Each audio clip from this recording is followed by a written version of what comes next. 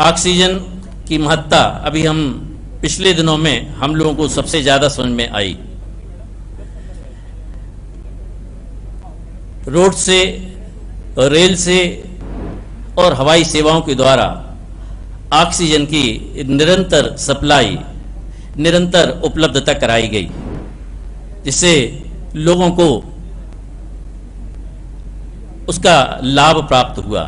अब जबकि सागर जिले के बीना में यह ऑक्सीजन बॉटलिंग और रिफिलिंग संयंत्र बन जाएगा, तो न केवल बीना बल्कि जिला, बल्कि पूरे प्रदेश के, बीना के आसपास के जितने भी जिले, उन सब के लिए इसका फायदा मिलेगा।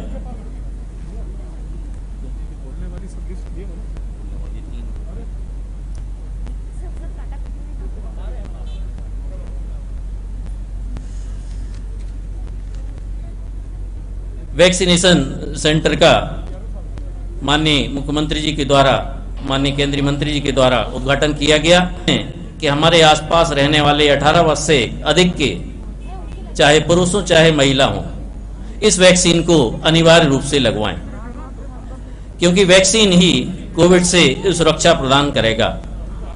तो न केवल हमें स्वयं को लगवाना है, बल्कि आसपास के जितने भी हमारे परिचित हैं, रिश्तेदार हैं, मिलने जुलने वाले हैं, 18 वर्ष से ऊपर के छात्र छात्राएं हैं, उन तमाम को इस वैक्सीनेशन को कराने के लिए हमें प्रेरित करना होगा।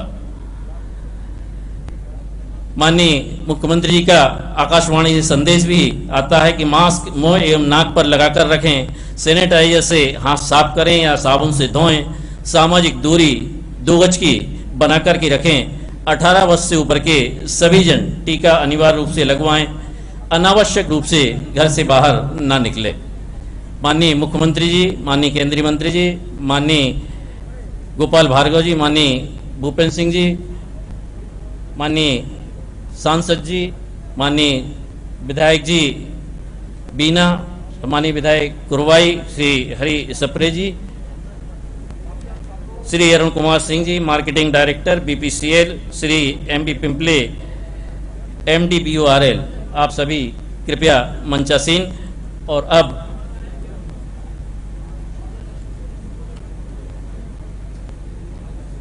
हम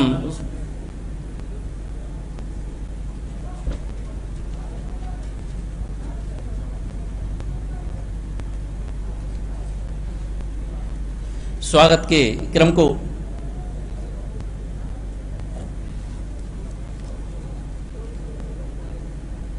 प्रारंभ करना चाहेंगे।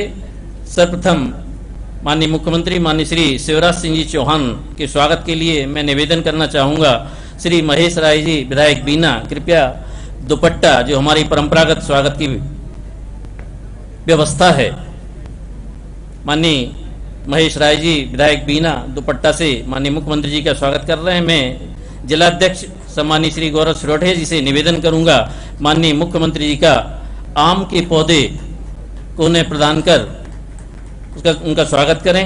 मैं निवेदन करूंगा सम्मानीय सांसद सम्मानीय श्री राज बहादुर सिंह जी से।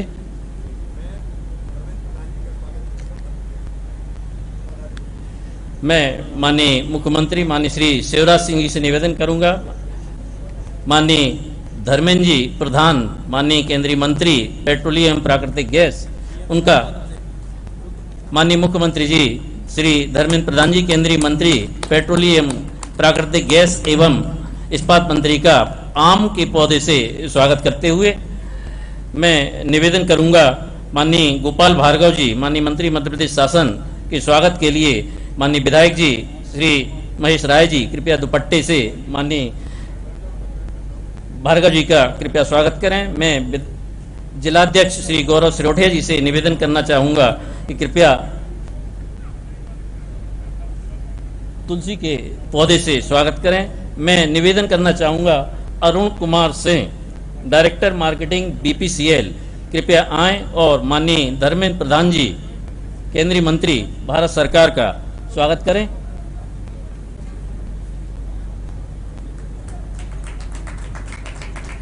माननीय भूपेंद्र सिंह जी माननीय मंत्री मध्य प्रदेश शासन का स्वागत करने के लिए मैं विधायक सम्मानीय श्री महेश राय जी से निवेदन करना चाहूँगा, कृपया दुपट्टे से उनका स्वागत करें।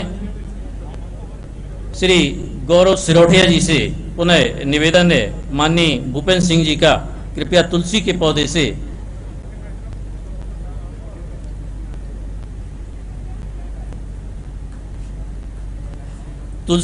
से माननीय भूपेंद्र सिंह जी का कृपया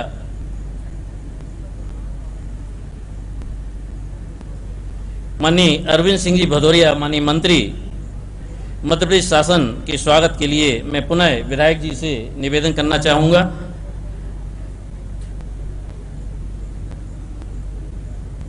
दुपट्टे से कृपया माननीय अरविंद सिंह जी भदौरिया जी का स्वागत करें और जिलाध्यक्ष श्री गौरव सिरोठिया जी से निवेदन है तुलसी के पौधे को प्रदान कर उनका कृपया स्वागत करें। मैं एमबी पिंपले एमडी BORL से निवेदन करना चाहूँगा, कृपया माननीय सांसद माननीय राज बहादुर सिंह जी का तुलसी के पौधे से स्वागत करने का कष्ट करें।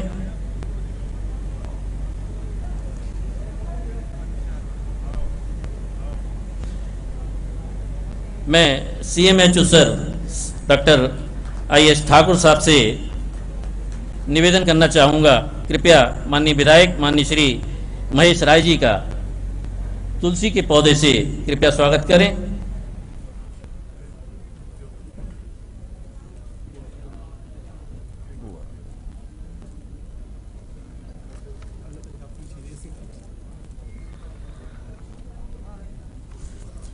माननीय डॉक्टर साहब से निवेदन है, माननीय गौरव सिरोठिया जी जिलाध्यक्ष भारतीय जनता पार्टी का कृपया तुलसी के पौधे से स्वागत करें।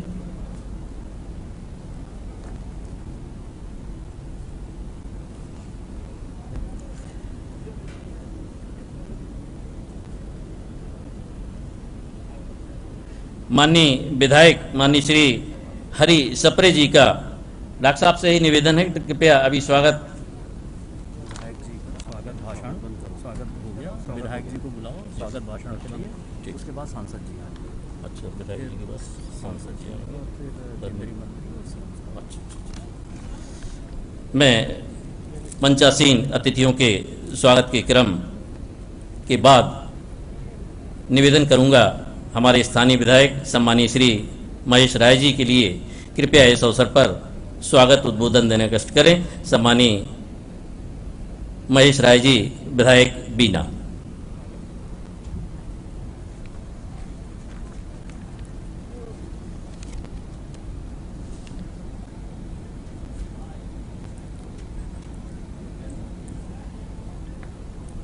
आज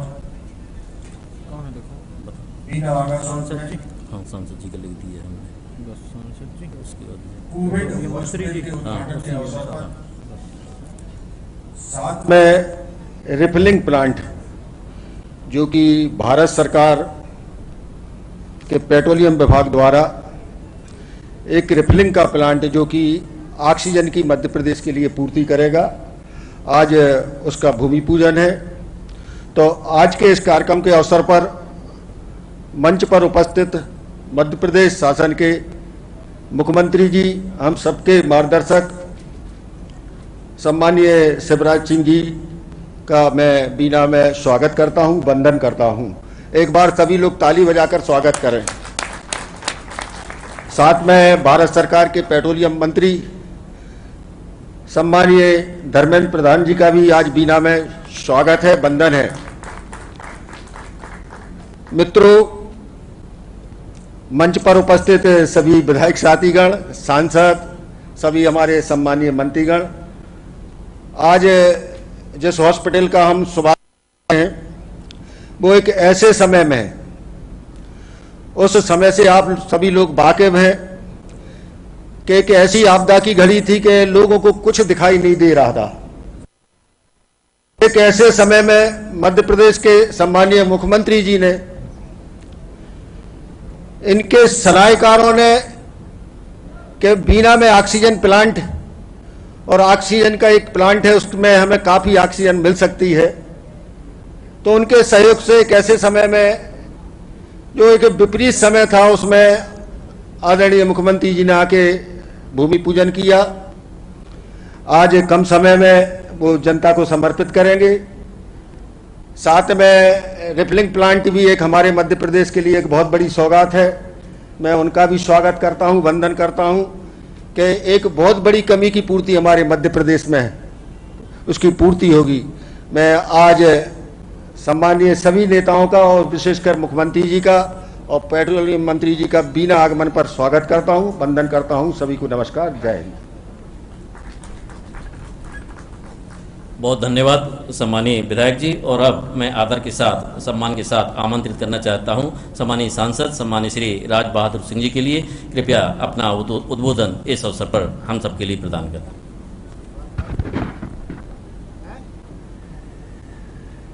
आज के कार्यक्रम में मंच पर विराजमान मध्य प्रदेश सरकार के बहुत ही लोकप्रिय, पूरे मध्य प्रदेश की चिंता करने वाले परम आदरणीय मुख्यमंत्री श्री शिवराज सिंह चौहान साहब, मंच पर विराजमान भारत सरकार में पेट्रोलियम विभाग के मंत्री, हम सब लोगों के मार्गदर्शक आदरणीय धर्मेंद्र प्रधान जी, मंचासीन मध्य प्रदेश सरकार के कैबिनेट मंत्री आदरणीय गोपाल भार्गव जी, मंत्री आदरणीय सम्मानीय भूपेंद्र सिंह जी, आदरणीय मंत्री भदौरिया जी, हमारे जिले के अध्यक्ष आदरणीय गौरव जी, मंचासीन आदरणीय विधायक महेश राय जी, हमारे कुरवाई के विधायक आदरणीय सप्रे जी, मंच पर विराजमान सभी BORL के अधिकारीगण और विशेषतर जिनने इस पूरे कार्यक्रम को इस रूप दिया है, ऐसे आदरणीय कमिश्नर संभाग सागर आदरणीय मुकेश शुक्ला जी, कलेक्टर आदरणीय दीपक शुक्ला जी, सभी हमारे मीडिया के बंधुओं, मैं तो ये मानता हूं कि ये हम सब सागर जिले के लिए एक बहुत बड़ी सौगात हमारे मंचासीन अतिथियों के द्वारा हम सब लोगों को दी गई है। कोविड का वो समय हम सब लोगों के आंखों के सामने है, जब एक एक बेड के लिए हम सब लोग संघर्ष कर रहे थे। एक एक सिलेंडर के लिए 50 फोन हम लोगों के पास आते थे कि एक सिलेंडर ही दिला दीजिए, एक बेड ही दिला दीजिए। मैं तो अभिनंदन करना चाहता हूं कि हमारे प्रदेश के मुखिया परम आदरणीय शिवराज जी का, कि ऐसे विपरीत समय में जब लग रहा था कि अब कब किसकी जिंदगी की डोर थम जाएगी, ऐसे समय में उनने जिस प्रकार का नेतृत्व हम सब लोगों को दिया, मैं तो अभिभूत हूं। 18-18, 20-20 घंटे जग के उनने पूरे प्रदेश में कोई भी व्यक्ति फोन लगाता था तो मुख्यमंत्री जी फोन उठाते थे और एक एक सिलेंडर के लिए वो व्यक्तिगत रूप से लोगों को, प्रशासन के लिए या जहां भी संभव था वहां वो फोन लगाते थे। आज हमें बेहद खुशी है कि हम आज जहां पर इस कार्यक्रम के लिए इकट्ठे हुए हैं, इस जगह के बारे में भी मैं आदरणीय गोपाल भार्गव जी और भूपेंद्र भैया का भी अभिनंदन करना चाहता हूं कि इस BORL का जो सेटअप है, इस सेटअप के तहत यहां पे ऑक्सीजन मिल सकती है, इस बात के लिए उन लोगों ने सोचा और परम आदरणीय मुख्यमंत्री जी के समक्ष इस बात को रखा और मुख्यमंत्री जी ने तत्काल यहां पर, मैं मानता हूं कि वो कितने संवेदनशील व्यक्ति हैं कि इस कार्यक्रम में यहां पे ये सब व्यवस्थाएं हो जाएं। वो व्यक्तिगत रूप से 2 बार खुद निरीक्षण करने के लिए आए थे और निरीक्षण करके उनने भारत सरकार के मंत्री आदरणीय धर्मेंद्र जी से बात की। धर्मेंद्र जी ने भी सहज स्वीकृति दी और वो यहाँ पे आके उनने पिछले बार वो भी आदरणीय यहाँ पे पधारे थे और उनने तत्काल यहाँ पर निर्देश जारी किए थे कि यहाँ पे जो रिफिलिंग स्टेशन यदि संभव है तो इसको बनाया जाए। और उसके पीछे जितनी भी परेशानी थी, कहाँ मैं पिछली बार बात कर रहा था, आदरणीय मुख्यमंत्री जी बता रहे थे कि पश्चिम बंगाल से कोई इसके लिए कि इस विशेष प्रकार की कुछ जो टेक्नोलॉजी लगती है उसके लिए पश्चिम बंगाल से उनने व्यवस्था की और तत्काल जो चीजों की आवश्यकता थी उसके लिए उनने तत्काल ऑर्डर दिए, प्रशासन के लिए निर्देश दिए। मैं ऐसे संवेदनशील मुख्यमंत्री परम आदरणीय शिवराज जी का अभिनंदन करना चाहता हूं। परम आदरणीय हमारे केंद्र के मंत्री आदरणीय धर्मेंद्र प्रधान जी का अभिनंदन करना चाहता हूं कि आप सब लोगों ने सामूहिक रूप से एक सागर के लिए बहुत बड़ी सौगात दी है। और ये सौगात मैं समझता हूं कि यदि भविष्य में किसी प्रकार की कोविड की और जो बातें हो रही हैं, यदि किसी और चीजें यहाँ पे उपस्थित होगी, तो मैं मानता हूं कि इस बीना का जो रिफाइनरी के क्षेत्र में हम यहाँ पे भूमि पूजन आज हुआ है, उससे हम लगता है कि 4-5 जिलों की ये जो व्यवस्था है ऑक्सीजन की, वो यहाँ से पूरी हो सकती है। मैं अपनी ओर से और सभी हमारे संसदीय क्षेत्र के लोगों की ओर से सम्मानीय मंच का बहुत बहुत अभिनंदन करता हूं। भारत माता की जय। बहुत धन्यवाद सम्मानीय सांसद जी। और अब मैं निवेदन के साथ आदरपूर्वक आमंत्रित करना चाहूँगा सम्मानीय श्री भूपेंद्र सिंह जी, माननीय मंत्री नगरीय विकास एवं आवास मध्य प्रदेश शासन के लिए, कृपया इस अवसर पर अपना उद्बोधन देने का कष्ट करें।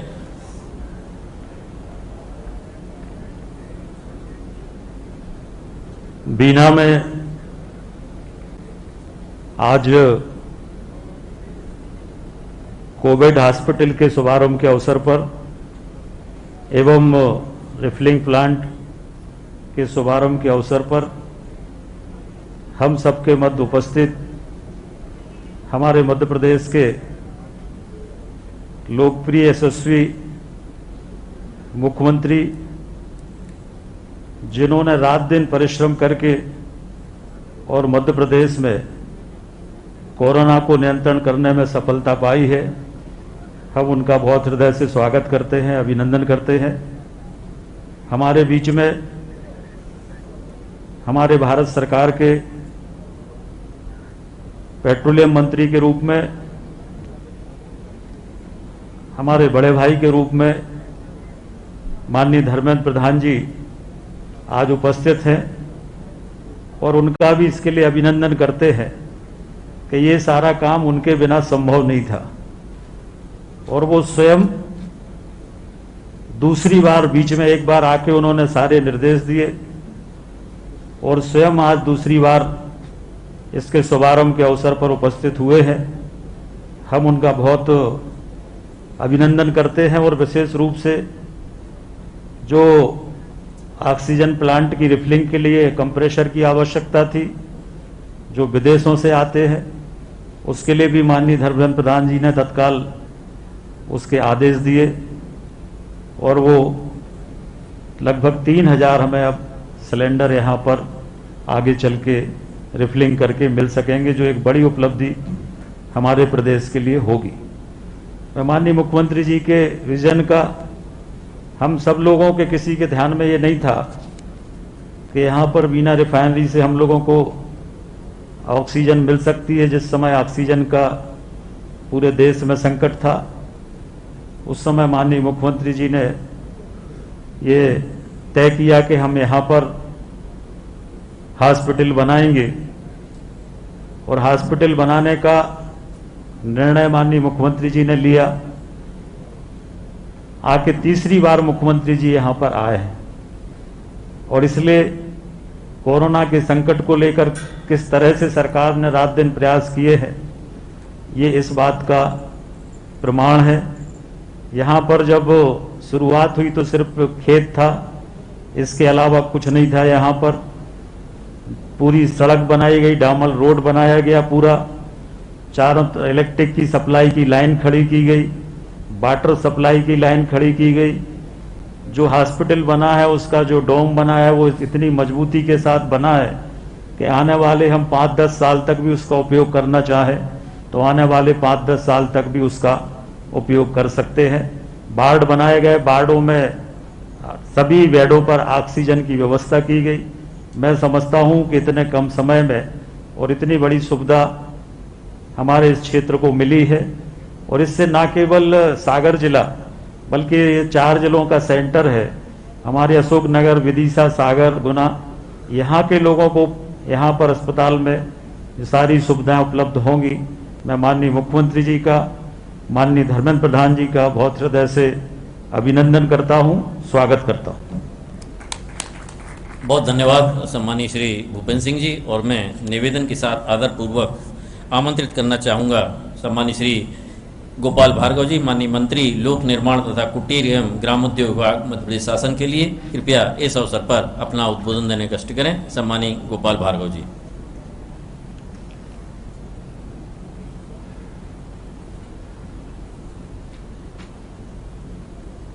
कोविड हॉस्पिटल के आज लोकार्पण के इस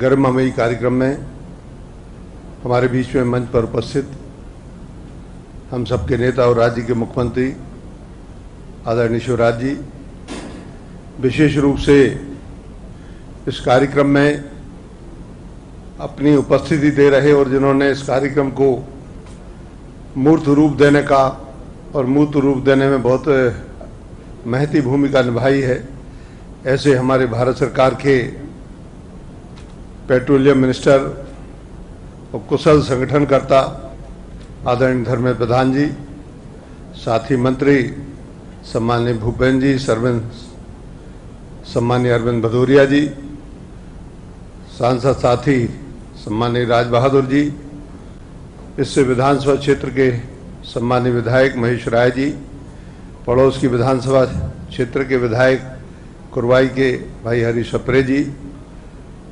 भारतीय जनता पार्टी के जिलाध्यक्ष गौरव सरोठिया जी, मंच पर विराजमान सभी वरिष्ठ ज्येष्ठ और हमारे श्रेष्ठ जन, सभी अधिकारी, प्रशासनिक अधिकारी, कलेक्टर, कमिश्नर, आईजी, डीआईजी सहित सभी हमारे स्वास्थ्य विभाग सहित सभी सहयोगी अधिकारी बंधुओं और सम्मुख उपस्थित मेरे सभी प्रिय नागरिक बंधुओं, कार्यकर्ता साथियों, पत्रकार मित्रों, हम सभी के लिए नया अनुभव है। जो दूसरा दौर कोविड का आप सभी लोगों ने देखा, हमने देखा, पूरे देश और दुनिया ने देखा, यह हमें कुछ शिक्षा देके भी गया और कुछ ऐसी स्थायी निर्माण करने में हमें प्रेरित करके यह अवसान की ओर गया है। देश में जो कुछ भी इस मामले में काम हुए हों, लेकिन हमारे राज्य में जितनी त्वरित गति से इस 40-50 दिन के इस दौर को और इसमें जो संक्रमण हुआ, जो लोग प्रभावित हुए, चारों ओर हाहाकार मचा था। मैंने अपने जीवन में, राजनीतिक जीवन में या अपने पूरे जीवन में जो इस प्रकार की कभी महामारी देखी नहीं, ऐसा दौर।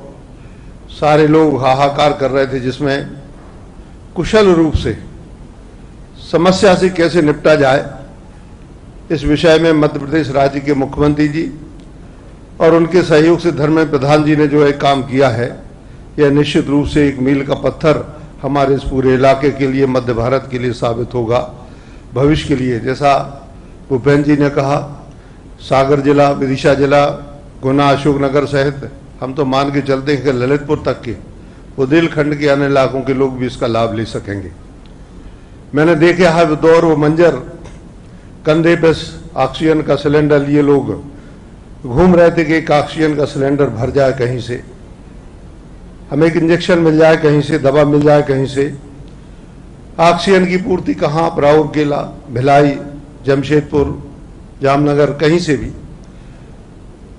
भारत सरकार के हमारे प्रधानमंत्री जी ने, हमारे गृह मंत्री जी ने विशेष विमानों के जरिए, विशेष ट्रेनों के जरिए जो ऑक्सीजन की आपूर्ति हमको की, वो निश्चित रूप से एक इतिहास रहेगी हमेशा याद करने के लिए। मुख्यमंत्री जी ने, मुझे स्मरण नहीं कि कोई दिन बाकी रहा हो, इन 40 दिनों में एक भी दिन ऐसा बाकी नहीं रहा जिस दिन हम लोगों के साथ और राज्य के शासन के अधिकारियों के साथ और जिले के अधिकारियों के साथ में, जिले के प्रशासनिक अधिकारी, राज्य सरकार के सभी विभागों के अधिकारियों के साथ में वर्चुअल मीटिंग करके, चर्चा करके 3-3, 4-4 घंटे तक, और कभी कभी तो दिन में 2 बार चर्चा करके और हर जिले की समस्या को जिलेवार समझने की जो कोशिश की, और उसी का परिणाम है कि आज देश के अन्य इलाकों में, दुनिया के अन्य इलाकों के अलावा हमारे मध्य प्रदेश में मृत्यु दर बहुत कम रही है। तो निश्चित रूप से कहते हैं नहीं कि आपदा के समय राजा की परख होती है, आपातकाल परखिए चारी, धीरज धर्म मित्र नारी। तो राज धर्म का सबसे बेहतर उदाहरण जो शिवराज जी ने प्रस्तुत किया है, भारतीय जनता पार्टी की राज्य सरकार ने प्रस्तुत किया है, यह इतिहास रहेगा।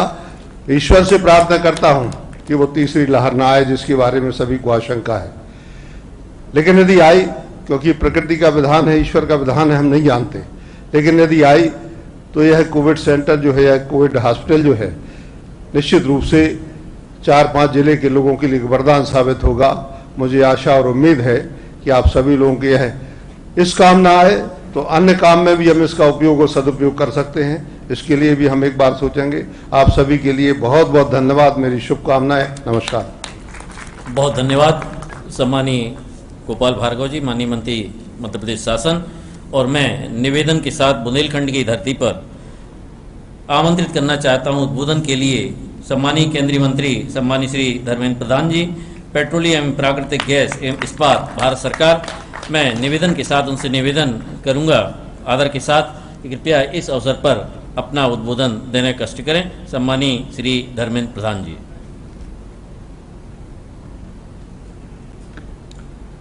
बीना स्थित इस गैसियस ऑक्सीजन यानी जहां प्लांट वहीं हॉस्पिटल, उसी हॉस्पिटल की लोकार्पण उत्सव के सम्मानित मुख्य अतिथि मध्य प्रदेश के लोकप्रिय मुख्यमंत्री माननीय शिवराज सिंह चौहान जी, मंच पर उपस्थित मध्य प्रदेश शासन के वरिष्ठ मंत्री आदरणीय गोपाल भार्गव जी, भूपेंद्र सिंह जी, अरविंद सिंह भदौरिया जी, यहाँ के लोकसभा के सदस्य भाई राजा बहादुर सिंह जी, विधायक माननीय महेश राय जी तथा हमारे पार्टी के जिला अध्यक्ष, पूर्व विधायक,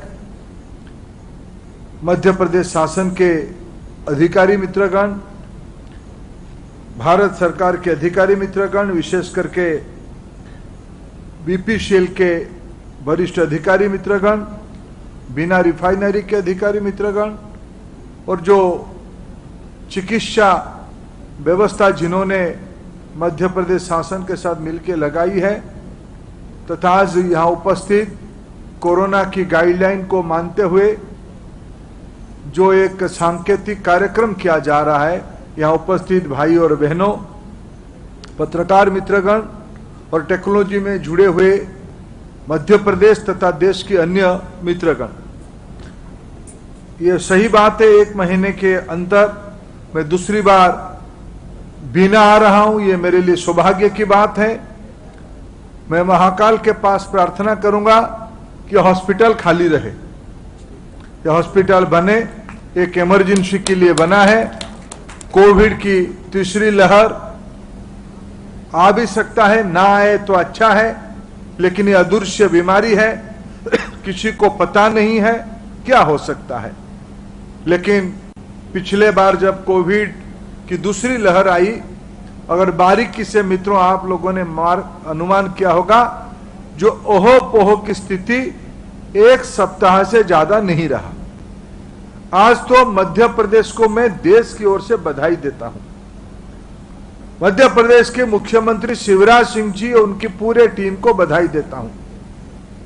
आज देश में जब पॉजिटिविटी की रेशियो लगभग 5 तक आया है, 3, 4, 5 राज्य ने तेजी से घटना शुरू किया है, उसमें मध्य प्रदेश शायद एक केस स्टडी भी होगा जो 0.4 दशमलव तक पॉजिटिविटी रेट घटा दिया है। यह सबसे बड़ा उपलब्धि है। आज तो 300 कुछ 24 जिले में 0 के बराबर, अनेक जिले में 10 के नीचे, 2-3 जिले में जबलपुर शहरी होने के कारण 30 तक पहुंचा है।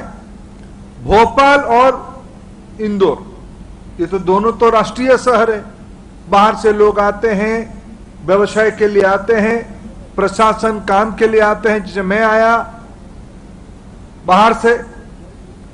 ऐसे सारे शहरों को आज ग्रामीणों को सबने संभाला, देश ने संभाला। सारे राज्यों को बधाई देना पड़ेगा, देश के नागरिकों को बधाई देना पड़ेगा। लेकिन उसमें मध्य प्रदेश जिस तेजी से चीजों को पकड़ा, संभाला और जनता के प्रति संवेदनशील होके शासन ने जिम्मेवारी ली, जो एक समुद्र मंथन होने से कुछ अमृत भी निकलती है। प्रशासन में व्यवस्था चलाने वालों के लिए अनुभव से आगे चलने की रास्ता मिलती है। इस बार कोरोना क्राइसिस में, कोरोना के संकट में मध्य प्रदेश ने देश को एक नया मॉडल दिया है, क्राइसिस मैनेजमेंट कमेटी। मित्रों, इसकी काम इसी सिर्फ ऑक्सीजन वाला बेड, हॉस्पिटल, मेडिसिन, चिकित्सा व्यवस्था तक सीमित नहीं रहेगी। मध्य प्रदेश ने घर घर पहुंच गया, एक फेज खत्म हो गया, तीसरा फेज को संभालने के लिए अनुभव हो गया। लेकिन मित्रों, तीसरा फेज नहीं आएगा, उसके पास, हमारे पास एक रामबाण है, वो है वैक्सीन। आज देश में वैक्सीन की उत्पादन की कैपेसिटी जल्द ही रोज 1 करोड़ हो जाएगा। हमारी देश में टीका लगाने के लिए लोग, जो आयु वगैरह है, जो लोग ले सकते हैं, उसमें से लगभग 100 करोड़ लोग हैं। उनको 2 डोज की टीका लगेगी तो 200 डोज की आवश्यकता है। और हमारी देश की वैज्ञानिकों ने, देश की चिकित्सा विशेषज्ञों ने ये योजना बना ली है। भारत की वैज्ञानिकों ने, भारत बायोटेक ने कोवैक्सीन बना लिया था, सीरम इंस्टीट्यूट ने कोविशील्ड बना लिया है, बायोलॉजिकल एक नया कंपनी भारत की, वो भी बना लिया है। रशिया हमारे बहुत पुराने मित्र हैं, वो स्पुतनिक भी उपलब्ध करा रहा है, वो भी भारत में बनना शुरू हो गया है। और जाइडस वालों ने भी वो यहां बनाना शुरू कर दिया है। उसके अलावा और भी तौर तरीका निकाला जा रहा है, लेकिन 5 कंपनी तो निश्चित रूप में, Bharat biotech, biological Zydus, serum और स्पुतनिक, ये 5 कंपनियों की ताकत से, मेहनत से भारत में जून के अंत तक, जुलाई के मध्य से 1 करोड़ टीका प्रतिदिन बन जाएगा। हम सभी को, जैसे ही कोरोना को हमने क्राइसिस मैनेजमेंट कमेटी के माध्यम से संभाला, हमारे लोगों की एक स्वभाव है, थोड़ा तनाव गया तो ढिलाई भी शुरू हो गया हमारी। अभी कहीं मैं पढ़ रहा था, किसी ने कहा कि मैं टीका क्यों लगाऊंगा, मेरे तो अभी बुखार नहीं है, मेरे को तो कोई अभी खांसी भी नहीं है। लेकिन मित्रों, जैसे इस देश ने पोलियो को, मलेरिया को, बीसीजी टीका बच्चों के लिए जैसे सफलता के साथ आज 100% हमने किया है, आने वाले, मैं धन्यवाद देता हूं शिवराज सिंह जी को, उन्होंने लक्ष्य रखा है मार्च 2022 तक पूरा मध्य प्रदेश की जनता को संपूर्ण टीका लगाने के लिए। भारत सरकार मुफ्त में, मोदी जी ने 7 जून को एक बार घोषणा फिर किया है देश के सामने। जनवरी 16 से टीकाकरण शुरू हुई थी। पहले हेल्थ वर्कर को दिया गया, वरिष्ठ नागरिकों को दिया गया। अप्रैल के महीने में कुछ राज्य कहे हमें अधिकार दे दीजिए, मध्य प्रदेश नहीं कहा था। मध्य प्रदेश को इसीलिए डबल बधाई। मध्य प्रदेश ने कहा कि जो प्रधानमंत्री तय करेंगे उसको हम मानेंगे। लेकिन कुछ राज्यों ने, उनको लगा कि हम ज्यादा काबिल है, हम लगा सकते हैं, उन्होंने अधिकार लिया। भारत एक गणतंत्र है, भारत एक संघीय व्यवस्था में विश्वास करने वाला राज्य है। प्रधानमंत्री जी ने कहा ठीक है, आप भी आजमा के देख लो। लेकिन उनसे कुछ दिक्कत आई, व्यवहारिक दिक्कत आई, उनको बताया गया था, लेकिन उन्होंने उस समय में उसको अनदेखा करके वो थोड़ा दम्भ दिखाए थे, हम चला सकते हैं, लेकिन हो नहीं पाई। प्रधानमंत्री फिर जिम्मेवारी लिए और ये एक घोषणा किया गया है 21 जून से नए सिरे से देश में टीकाकरण की एक व्यापक जन आंदोलन खड़ा किया जाएगा। मैं आप सभी को निवेदन करूंगा, सरकार के अंदर समाज के सभी घटकों को इस टीका लगाने की मुहिम में मध्य प्रदेश मॉडल को फिर जोर देना पड़ेगा। क्राइसिस मैनेजमेंट कमेटी अभी क्राइसिस मैनेज नहीं, क्राइसिस सॉल्व परमानेंटली करने की व्यवस्था करेगी। जो कोरोना की अभियान आपकी है, ये स्थायी रूप में किल हो पाएगी जब सभी को वैक्सीन लग जाएगी। मित्रों, आज के अवसर पे बिना रिफाइनरी को भी मैं बधाई देता हूं। उन्होंने, हमारे डायरेक्टर मार्केटिंग बीपीसीएल के अरुण सिंह जी ने मध्य प्रदेश के लिए एक सौगात भी दिया है। इस इलाका में ऑक्सीजन की रीफिलिंग की कोई व्यवस्था नहीं है। ऑक्सीजन सिलेंडर आ गया है, थोड़ा चिकित्सा विभाग ने, राज्य की भारत सरकार ने देश विदेश से सिलेंडर इकट्ठा करके राज्यों को भी पहुंचा दिया, नागरिकों ने भी इकट्ठा कर लिया। लेकिन इसमें भरे कैसे? अभी आज जो हम लोगों ने अभी शिलान्यास किया, रोज 3000 बड़े सिलेंडर यहां भरने की 25 ton per day, 64 filling point यानी 64 टैप रहेगा। 2500 से 3000 सिलेंडर भरे जाएंगे। इसकी व्यवस्था भी आज उसकी एक तुरंत तो कुछ शुरू होगा, आगे चल के स्थायी रूप में बिना रिफाइनरी यहां की संभाग की आवश्यकता को भी पूरा करेगी। कोरोना की टीका बीपीसीएल भी अगुवाई करके लगाएगी। मैं आज की शुभ अवसर पे इस स्वास्थ्य व्यवस्था को मध्य प्रदेश शासन ने जो बनाई है, उसके लिए उनको बहुत बहुत शुभेच्छा देता हूं। हमें भी पुण्य कमाने के लिए आपने मौका दिया, बिना रिफाइनरी को उसके साथ जोड़ा, उसके लिए भी आपको बहुत बहुत धन्यवाद। नमस्कार।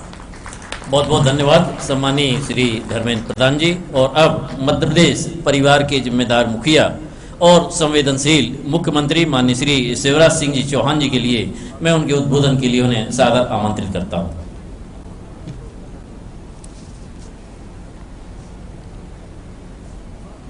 जिनके कारण एक सपना पूरा हुआ, एक संकल्प साकार हुआ कि जहां ऑक्सीजन वही अस्पताल। और मैंने सबसे पहले उनसे बात की आदरणीय धर्मेंद्र जी से, और उन्हीं के सहयोग से और उन्हीं की सूझबूझ से यह तय किया कि बिना रिफाइनरी में ऑक्सीजन है, लेकिन भर के और कहीं नहीं ले जा सकते, इसलिए बगल में एक अस्पताल बना दिया जाए। उसलिए इस कार्यक्रम का के जो केंद्र बिंदु है वो है हमारे केंद्रीय मंत्री और वरिष्ठ नेता आदरणीय धर्मेंद्र प्रधान जी। मैं उनका यहां हृदय से स्वागत करता हूं, अभिनंदन करता हूं।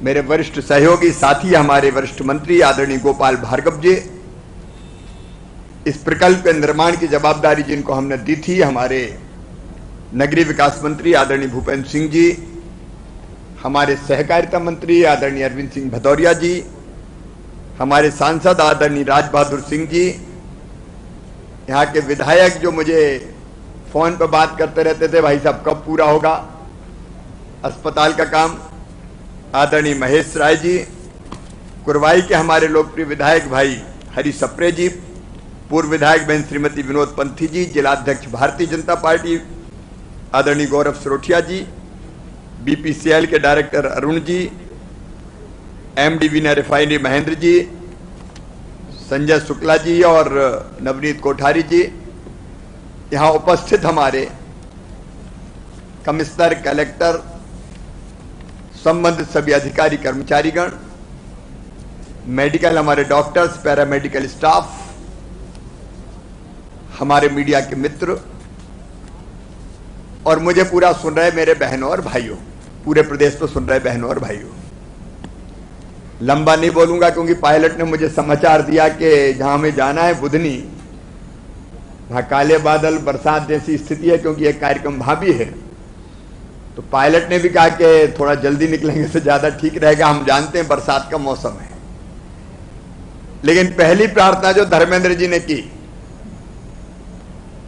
मैं भी यही करना चाहता हूं कि हे भगवान, इस अस्पताल की कभी जरूरत ना पड़े। पहली प्रार्थना यही है। जब हम कोई चीज बनाते हैं तो हम कोशिश करते हैं कि उसका उपयोग हो, ज्यादा लोग आए, लेकिन हम बिल्कुल नहीं चाहते कि यहां कोई आए। परमपिता परमात्मा कृपा की ऐसी वर्षा करें कि हर लोगों को आने की जरूरत ही ना पड़े, ये तीसरी बीसरी लहर आए ही ना। आज माफी जरूर मांगना चाहता हूं, माफी मांगना चाहता हूं मीडिया के मित्रों से। बड़ी संख्या थी उनकी जो इस कार्यक्रम में रहना चाहते थे, लेकिन हम मर्यादाओं से बंधे। अभी कोरोना कर्फ्यू लागू है और तो हमने तय किया कि बहुत सीमित संख्या में हम कार्यक्रम करेंगे। हमारे कार्यकर्ताओं से भी माफी मांगना चाहता हूं। महेश कह रहे थे कि बहुत नाराज हो रहे हैं भैया कार्यकर्ता, कहने लगे आ रहे हैं, धर्मेंद्र जी मुख्यमंत्री तुम आने नहीं दे रहे। मैं उनसे भी माफी मांगना चाहता हूं। बहुत जल्दी सामान्य परिस्थितियां होंगी तब फिर बड़े कार्यक्रम करेंगे, आज माफ कर देना। लेकिन बहनों और भाइयों, धर्मेंद्र जी को हृदय से धन्यवाद और आभार। हृदय से, मैं सचमुच में जितनी लगन से, जितनी चिंता से, जितनी हृदय की तरफ से उन्होंने इस काम को अंजाम दिया है, वो सचमुच में बहुत अद्भुत है। और आज हम देख रहे हैं कि एक अस्पताल खड़ा है जिसमें 200 बिस्तर है। तैयारी हमारी 1000 की थी, लेकिन जब देखा कि कोविड का प्रकोप कंट्रोल कर दिया गया है तो हमने कहा कि अभी 200 बिस्तर से हम प्रारंभ करेंगे। एक अत्याधुनिक अस्पताल जैसी यहां व्यवस्था, बिस्तर, ऑक्सीजन की लाइन, यहां ओपीडी, यहां पैथोलॉजी, यहां एक्सरे, यहां दवाइयां, यहां वैक्सीनेशन का इंतजाम, सारी व्यवस्थाएं करने की हमने विनम्र कोशिश की है। बहुत मेहनत से कोशिश की है और प्रार्थना तो यह कि इसकी जरूरत ना पड़े।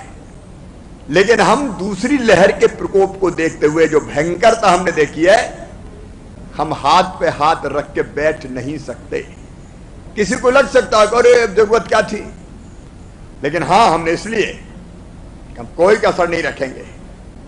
तीसरी लहर भगवान करे ना आए, ना आए उसके लिए इंसान भी जो प्रयास कर सकता है हम सब मिलकर करेंगे। धर्मेंद्र जी ने कहा है क्राइसिस मैनेजमेंट कमेटी का काम खत्म नहीं हुआ है। क्राइसिस मैनेजमेंट कमेटी और जनता को मिलके हमको तीसरी लहर आने से रोकना है और हम कोई कसर नहीं छोड़ेंगे रोकने में। लेकिन फिर भी व्यवस्था तो करके रखनी पड़ेगी और इसलिए हमने सावधानी के तौर पर यह व्यवस्था की है कि कोई संकट आ जाए तो ऑक्सीजन है, यही अस्पताल बन गया और उसको फटाफट हम और बढ़ा लेंगे। भगवान ना करे कभी बढ़ाना पड़े। यहां बिस्तर तो है ही, बाकी व्यवस्थाएं है ही, लेकिन ऑक्सीजन और हमारे पास अतिरिक्त है और इसलिए इस ऑक्सीजन को सिलेंडर में भरने के लिए बॉटलिंग प्लांट भी और रिफिलिंग प्लांट भी बन रहा है, ताकि जब जरूरत पड़े तो हम गैस के सिलेंडर भर भर के ऑक्सीजन के और फटाफट दूसरी जगह भेज दें, कोई दिक्कत ही ना हो हमको। और इसलिए जितनी सावधानी बरतनी चाहिए तीसरी लहर के लिए, उतनी सावधानी बरत रहे। कोई ने कमेंट किया कि अब जरूरत क्या है? अरे जरूरत है, हमको कसर थोड़ी छोड़ेंगे। अब एक बार ठोकर लग गई, हम धोखा नहीं कर सकते, इसलिए ये व्यवस्थाएं जरूरी थी। लेकिन आपसे और आपके माध्यम से पूरे मध्य प्रदेश की जनता से मैं निवेदन करना चाहता हूं। आज जैसा कि आदरणीय धर्मेंद्र प्रधान जी बता रहे थे, मध्य प्रदेश की स्थिति बहुत संतोषजनक है। कोविड पर हमने नियंत्रण पा लिया है। हमारी कोविड के संक्रमण की दर घट के रह गई है 0.46%, आधे % से भी नीचे आ गई। हम टेस्ट अभी भी कर रहे हैं लगभग 79-80 हजार और आज पॉजिटिव आए हैं 337। सागर में आए हैं 3, सागर जिले में, और पूरे बुंदेलखंड में आए हैं केवल 15। अब यह नियंत्रण की स्थिति है, लेकिन अभी भी सावधान रहना है। और सावधान इसलिए कि वायरस तो अभी है, ये खत्म नहीं हुआ, ये कहीं नहीं गया, वायरस तो है। आप याद करो कैसे पहली लहर खत्म हुई और कैसे दूसरी बन गई। देखो, जैसे ही पहली लहर खत्म हुई अपन हो गए निश्चिंत, फिर से शादी विवाह, मेला ठेला, आयोजन, रैलियां, धार्मिक उत्सव सब शुरू हो गया। और जब बढ़ना शुरू हुआ तो आपको याद होगा मैंने पूरे प्रदेश में कई जगह जाके मास्क लगाए कि भैया ऐसा मत करो, मास्क लगाओ, संकट बड़ा है, संकट विकट है। दुकानों पर जा जाके गोले बनाए, मारे जाएंगे, सावधान रहो। भोपाल में, इंदौर, कई जगह में गया, गाड़ी में अनाउंस करते घूमा, भैया मास्क लगाओ, दूरी बनाओ, सावधानी रखो, ये महासंकट आ रहा है। 24 घंटे में स्वास्थ्य आग्रह पे बैठा भोपाल में, एक जगह बैठ के मैंने संवाद किया समाज के अलग अलग वर्गों से, लेकिन तब ऐसा लगता था कि अरे अब तो क्या आएगा तो इलाज हो जाएगा। अब ये इतना बेईमान वायरस है कि ये वेरिएंट बदल देता है। इस बार आपने महसूस किया होगा, पिछली बार जब बीमार हुए तो ऐसे भयंकर बीमार नहीं हुए, कुछ दिन में दवाई से ठीक, लेकिन इस बार तो वो 3-4 दिन में ही फेफड़े खा गया वायरस। पता नहीं डेल्टा कौन सा वेरिएंट आया, 3-4 दिन में ही फेफड़े साफ कर दिए। और उसके कारण कितनी दिक्कतें, कई अपनों को हमने खो दिया, मौतें हुई, अस्पताल भर गए। इसलिए सावधानी नहीं छोड़नी है। और सावधानी का मतलब क्या?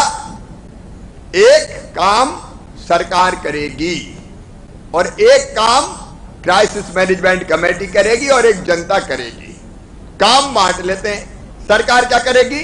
रोज टीकाकरण, रोज हम टेस्ट करेंगे 80,000 के आसपास, ताकि जहां मिल गया पॉजिटिव भाई तत्काल पकड़ा और आइसोलेशन में ले गए, और जो पॉजिटिव मिला उसके अगल बगल के 20 आदमियों का टेस्ट और ले लिया। ये बढ़ता कैसे है? पॉजिटिव है, घूम रहे हैं, अच्छा पॉजिटिव आ गया उनको अलग कर दिया, 4 को और कर दिया, वे 4 घूम ही रहे, तो पता चला घर भर हो गया, मिलने वाले जितने थे वो हो गए पॉजिटिव। अब इस बार ऐसी गलती नहीं करने वाले, पॉजिटिव मिला और हमने तुरंत अलग थलग किया और अगल बगल के सबके ले लिए, परिवार के होम आइसोलेशन में ले गए, या कोविड केयर सेंटर काय के लिए बने, यहां लाके भर्ती कर दो। पॉजिटिव आए तो भैया भर्ती रहो, क्या दिक्कत है? कम भी है, अगर कोई दिक्कत है तो भर्ती करो, घर में काय को रहे, बाकी काय को करें। और इसलिए तत्काल पता लगा के आइसोलेट कर दिया। उनके साथ मिलने जुलने वालों का टेस्ट हो गया, उनमें कोई पॉजिटिव मिला तो उसका इलाज कर दिया। किल कोरोना अभियान चलाते रहेंगे, सर्दी जुकाम बुखार खांसी तो यहां चलेगा, अभी ये सेंटर अपना चलेगा। सर्दी जुकाम बुखार कोई भी भैया तो फीवर क्लिनिक है ये महेशरी, भैया जो भी आप भेज दो, तुरंत टेस्ट करवाओ, तुरंत दवाई लो, ताकि तुरंत पता चल जाए। तो ये फीवर क्लिनिक चलता रहेगा।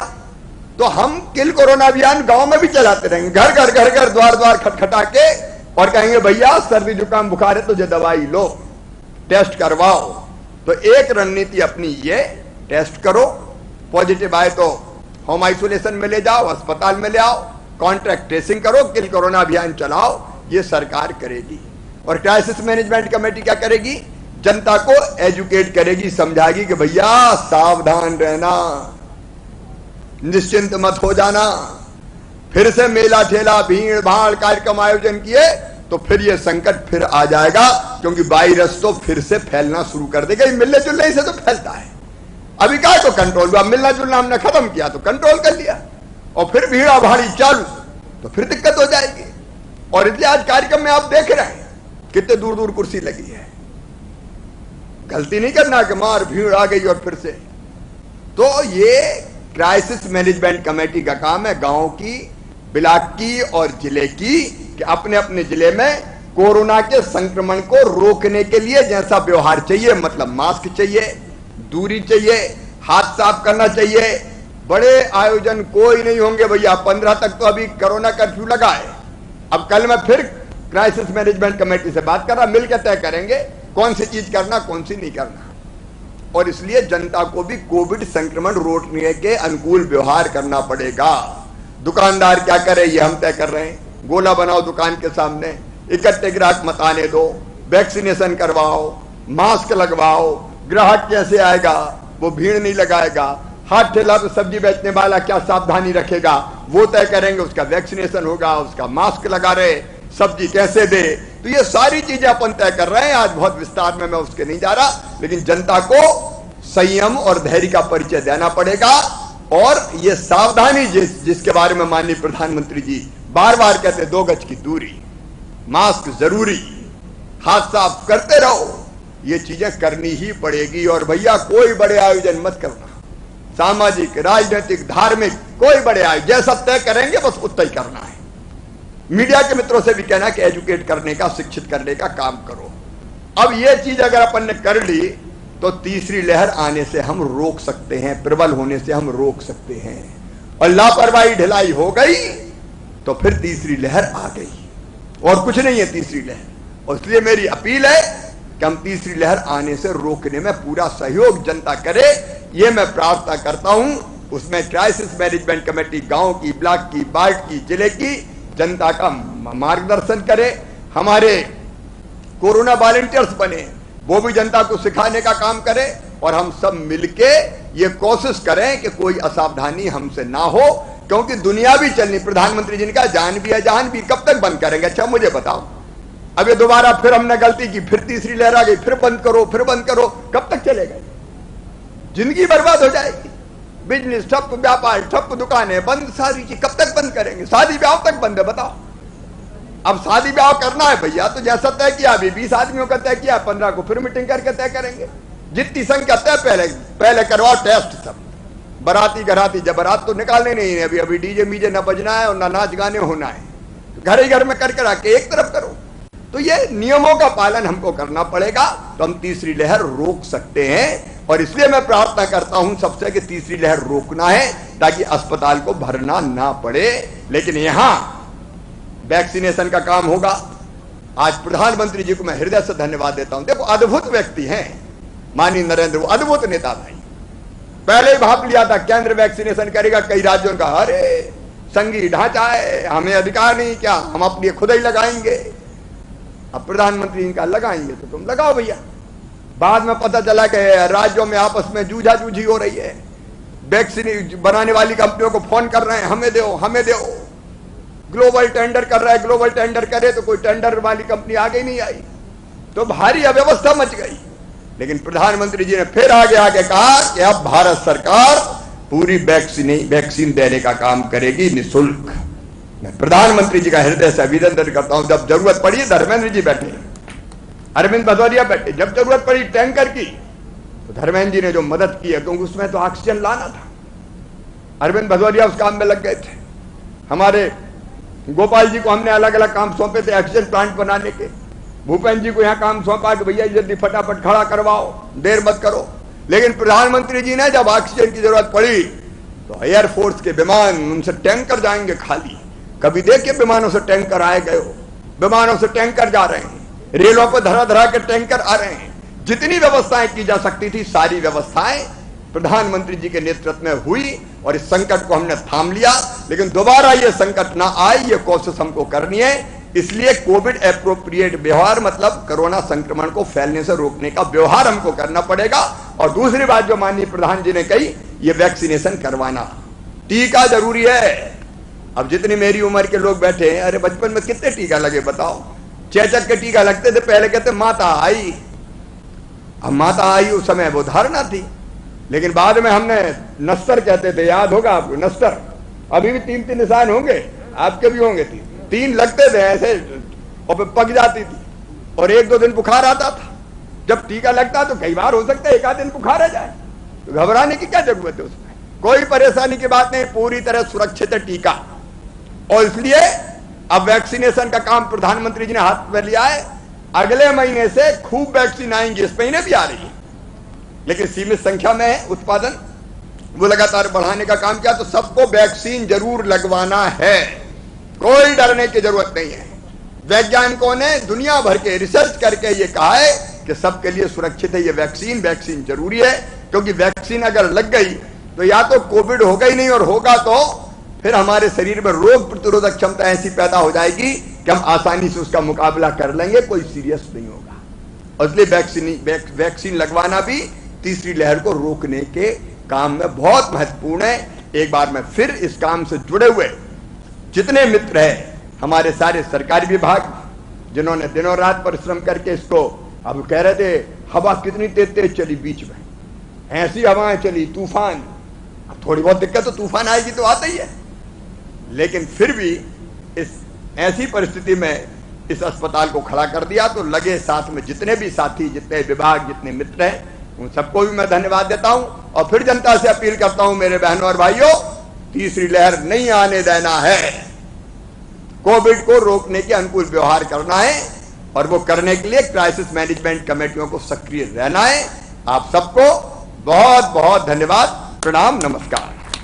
बहुत बहुत धन्यवाद सम्मानीय मुख्यमंत्री जी, माननीय श्री शिवराज सिंह जी चौहान। और कार्यक्रम के अंत में मैं जिलाध्यक्ष सम्मानीय गौरव सिरोठिया जी जिलाध्यक्ष भारतीय जनता पार्टी से निवेदन करूंगा इस अवसर पर आभार कृपया व्यक्त करें। आज के कोविड केयर हॉस्पिटल के उद्घाटन समारोह में हम सबके मध्य उपस्थित मध्य प्रदेश सरकार के मुख्यमंत्री, हम सबके नेता आदरणीय शिवराज सिंह चौहान जी, आपका बहुत बहुत आभार सागर जिले की जनता की ओर से, उन अनाथ बच्चों की ओर से भी जो कोविड जैसी भीषण बीमारी में जिनके माता पिता नहीं रहे, उन बच्चों को संभालने का काम मध्य प्रदेश की सरकार और आदरणीय हमारे नेता शिवराज सिंह चौहान जी ने किया। मैं आपका उन भांजे भांजियों की ओर से और सागर जिले की जनता की ओर से बहुत बहुत आभार व्यक्त करता हूं, अभिनंदन व्यक्त करता हूं।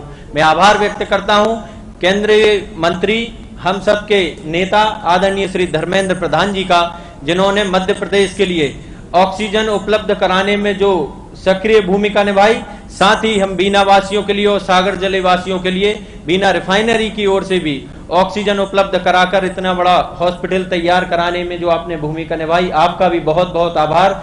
साथ ही आभार है माननीय भूपेंद्र सिंह जी, जिन्होंने लगातार हर दिन हर 2 दिन में यहाँ पर आकर दौरा करके इस हॉस्पिटल को खड़ा करने में अपनी सक्रिय भूमिका निभाई। बहुत बहुत आभार आपका।